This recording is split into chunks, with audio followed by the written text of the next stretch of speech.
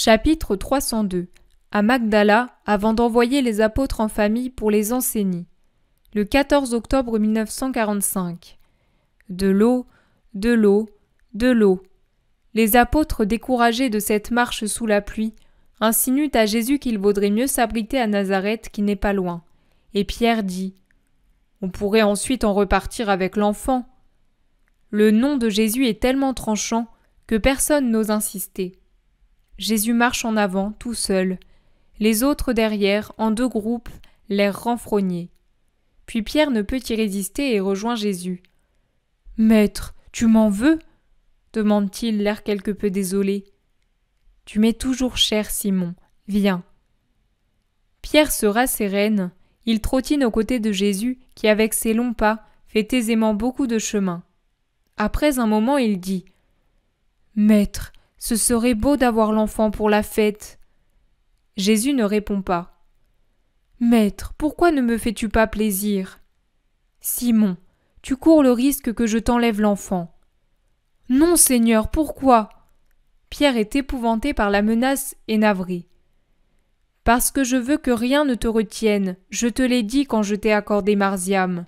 Toi, au contraire, tu t'enlises dans cette affection. » « Ce n'est pas un péché d'aimer, et d'aimer Marziam. Tu l'aimes toi aussi. » « Mais cet amour ne m'empêche pas de me donner tout entier à ma mission. Tu ne te rappelles pas mes paroles sur les affections humaines, mes conseils si clairs qu'ils sont déjà des ordres sur celui qui veut mettre la main à la charrue ? Es-tu en train de te lasser, Simon, d'être héroïquement mon disciple ? » La voix de Pierre est devenue rauque par les larmes quand il répond « Non, Seigneur, je me rappelle tout et je ne suis pas lassé, mais j'ai l'impression que c'est le contraire, que c'est toi qui te fatigues de moi, du pauvre Simon, qui a tout quitté pour te suivre. Qui a tout trouvé en me suivant, veux-tu dire ? Non, oui, maître, je suis un pauvre homme, moi. Je le sais, c'est précisément pour cela que je te travaille. C'est pour faire d'un pauvre homme un homme fort, et de celui-ci un saint, mon apôtre, ma pierre. Je suis dur pour te rendre dur. Je ne veux pas que tu sois mou comme cette boue. Je veux que tu sois un bloc taillé, parfait, la pierre de base. Ne comprends-tu pas que cela c'est de l'amour ? Tu ne te souviens pas du sage ? Il dit que celui qui aime est sévère. Mais comprends-moi, toi au moins. Ne vois-tu pas comme je suis accablé, consterné par tant d'incompréhension, par trop de feintes, par de nombreux manques d'amour et par des déceptions encore plus nombreuses ?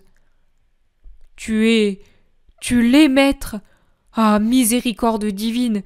Et moi je ne m'en apercevais pas, grand bêta que je suis. Mais depuis quand ? Mais par qui ? Dis-le-moi. Inutile, tu n'y pourrais rien faire. Je n'y puis rien, moi non plus. Je ne pourrais réellement rien pour te soulager ? Je te l'ai dit, comprendre que ma sévérité est de l'amour, voir dans toute ma conduite à ton égard l'amour. Oui, oui, je ne parle plus, mon maître bien cher, je ne parle plus. Et toi, pardonne à cet abruti que je suis. Donne-moi la preuve que tu me pardonnes. La preuve ?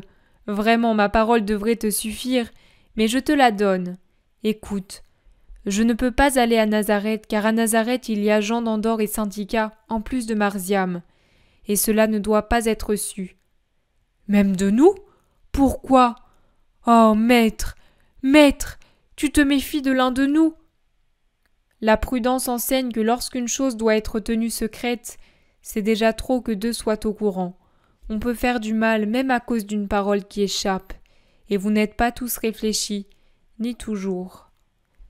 Vraiment, je ne le suis pas moi non plus, mais quand je le veux, je sais garder le silence, et maintenant je me tairai. Ah oui, je me tairai. Je ne serai plus Simon, fils de Jonas, si je ne sais pas me taire. Merci, maître, de ton estime, c'est une grande preuve d'amour. Alors maintenant, on va à Tariché ? Oui, de là embarque à Magdala. Je dois recevoir l'or des joyaux. Tu vois que je sais me taire. Je n'ai jamais rien dit à Judas, tu sais. Jésus ne commande pas l'interruption. Il poursuit. Une fois que j'aurai l'or, je vous laisse tous libres jusqu'au lendemain des enseignes. Si je veux l'un de vous, je l'appellerai à Nazareth. Les Judéens, excepté Simon le Zélote, accompagneront les sœurs de Lazare et leurs servantes, ainsi qu'Élise de Bethsur à la maison de Béthanie. Puis ils iront dans leur foyer pour les enseigner. Il me suffira qu'ils soient de retour pour la fin de Shébat, quand nous reprendrons les voyages. Cela, tu es seul à le savoir, n'est-ce pas, Simon-Pierre ? Moi seul le sais, mais tu devras pourtant le dire. Je le ferai au moment voulu. Maintenant, va rejoindre tes compagnons, et sois assuré de mon amour. Pierre, content, obéit, et Jésus se plonge de nouveau dans ses pensées. Les vagues se brisent sur la petite plage de Magdala, quand les deux barques y abordent à la fin d'un après-midi de novembre. Les vagues ne sont pas fortes, mais elles sont toujours désagréables pour ceux qui débarquent, car leurs vêtements se mouillent. Mais la perspective de se trouver bientôt dans la maison de Marie de Magdala fait supporter sans murmurer ce bain indésirable. « Mettez à l'abri les barques et rejoignez-nous » dit Jésus aux employés. Puis, il se met aussitôt en chemin le long de la côte, car ils ont débarqué dans une petite cale en dehors de la ville, là où se trouvent d'autres barques de pêcheurs de Magdala. « Judas et Thomas, venez ici avec moi » appelle Jésus.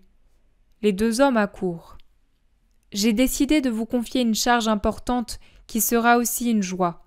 Cette charge sera d'accompagner les sœurs de Lazare à Béthanie et avec elles Élise. Je vous estime assez pour vous confier les femmes disciples. En même temps, vous porterez une lettre de moi à Lazare.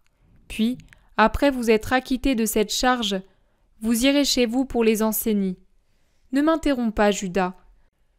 Nous fêterons tous les enseignes dans nos maisons cette année. C'est un hiver trop pluvieux pour pouvoir voyager. Vous voyez aussi que les malades se font rares. Nous en profiterons donc pour nous reposer et faire plaisir à nos familles. Je vous attends à Capharnaüm pour la fin de Shébat. »« Mais toi, tu restes à Capharnaüm » demande Thomas. « Je ne suis pas encore sûr du lieu où je resterai. Ici ou là, pour moi c'est égal. Il me suffit que ma mère soit proche. »« Je préférerais faire les enseigner avec toi, » dit Judas. « J'en suis sûr, mais obéis si tu veux me faire plaisir. D'autant plus que votre obéissance vous donnera la possibilité d'aider les disciples retournés à s'éparpiller un peu partout. Il faut bien que vous m'aidiez en cela. Dans les familles, ce sont les aînés qui aident les parents à former les plus jeunes enfants. Vous êtes les frères aînés des disciples qui sont vos cadets, et vous devez être heureux que je vous fasse confiance. Cela prouve que je suis content de votre récent travail. » Thomas dit simplement : « Tu es trop bon, maître, mais quant à moi, je chercherai à faire encore mieux désormais. Il me déplaît pourtant de te quitter, mais cela passera vite, et mon vieux père sera heureux de m'avoir pour la fête, et aussi mes sœurs et ma sœur jumelle. Elle doit avoir eu un enfant ou est sur le point de l'avoir. Mon premier neveu. Si c'est un garçon et s'il naît pendant que je serai là, quel nom lui donner ? Joseph. Et si c'est une fille ? Marie. Il n'y a pas de nom plus doux. Mais déjà Judas, fier de la charge, se pavane et fait projet sur projet. Il a absolument oublié qu'il s'éloignait de Jésus et que peu de temps avant, vers la fête des Tentes si je m'en souviens bien, il avait renâclé comme un poulain sauvage à l'ordre de Jésus de se séparer de lui pendant quelque temps. Il perd aussi absolument de vue le soupçon qu'il avait eu alors que c'était un désir de Jésus de l'éloigner. Il oublie tout, et il est heureux d'être considéré comme quelqu'un à qui on peut confier des missions délicates. Il promet « Je t'apporterai beaucoup d'argent pour les pauvres. » Il sort sa bourse et dit « Voilà, prends, c'est tout ce que nous avons. Je n'ai rien d'autre. Donne-moi le viatique pour notre voyage de Béthanie à la maison. » « Mais nous ne partons pas ce soir, » objecte Thomas. « Peu importe, chez Marie, l'argent n'est plus nécessaire et donc bien heureux de ne plus avoir à en manier. À mon retour, j'apporterai à ta mère des graines de fleurs. Je me les ferai donner par ma mère. Je veux apporter aussi un cadeau à Marziam. » Il est exalté. Jésus le regarde. Les voilà arrivés à la maison de Marie de Magdala. Ils se font reconnaître et entrent tous. Les femmes accourent joyeusement à la rencontre du Maître, venu s'abriter dans leur foyer. Et c'est après le souper, une fois que les apôtres fatigués se sont retirés, que Jésus, assis au milieu d'une salle dans le cercle des femmes disciples, leur fait part de son désir qu'elles partent au plus tôt. Aucune d'elles ne proteste, au contraire des apôtres. Elles inclinent la tête pour marquer leur assentiment, puis sortent préparer leurs bagages. Mais Jésus rappelle Marie-Madeleine qui est déjà sur le seuil. « Eh bien, Marie, pourquoi m'as-tu dit tout bas à mon arrivée, je dois te parler en secret ?»« Maître, j'ai vendu les pierres précieuses à Tibériade. C'est Marcel qui les a vendues avec l'aide d'Isaac. J'ai la somme dans ma chambre. J'ai préféré que Judas n'en sache rien. » Elle rougit vivement. Jésus la regarde fixement, mais sans rien dire. Marie-Madeleine sort pour revenir avec une lourde bourse qu'elle remet à Jésus. « Voici, dit-elle. Elles ont été bien payées. »« Merci, Marie. Merci, Rabouni, de m'avoir demandé ce service. As-tu autre chose à me demander ?»« Non, Marie. Et toi, as-tu autre chose à me dire ?»« Non, Seigneur. Bénis-moi, mon maître. »« Oui, je te bénis, Marie. Es-tu contente de retourner vers Lazare ? Imagine que je ne sois plus en Palestine. Tu retournerais volontiers à la maison alors ? » « Oui, Seigneur, mais… » « Achève, Marie. N'aie jamais peur de me dire ta pensée. »« Mais j'y serais retournée plus volontiers si, à la place de Judas de Kériote, il y avait Simon le Zélote, grand ami de notre famille. »« J'en ai besoin pour une mission importante. »« Alors, tes frères ou bien Jean au cœur de colombe ? Tous, voilà, sauf lui. Ô Seigneur, ne me regarde pas sévèrement. Qui a goûté à la débauche en sent le voisinage. Je ne la crains pas, je sais remettre en place de bien pire que Judas. Et c'est ma terreur de n'être pas pardonnée, et c'est mon moi, et c'est Satan qui certainement me tourne autour, et c'est le monde. Mais si Marie, fille de Théophile, n'a peur de personne, Marie de Jésus a le dégoût du vice qui l'avait subjuguée, et là, Seigneur, l'homme qui se livre à la sensualité me dégoûte. Tu n'es pas seule à faire ce voyage, Marie, et avec toi je suis certain qu'il ne reviendra pas en arrière.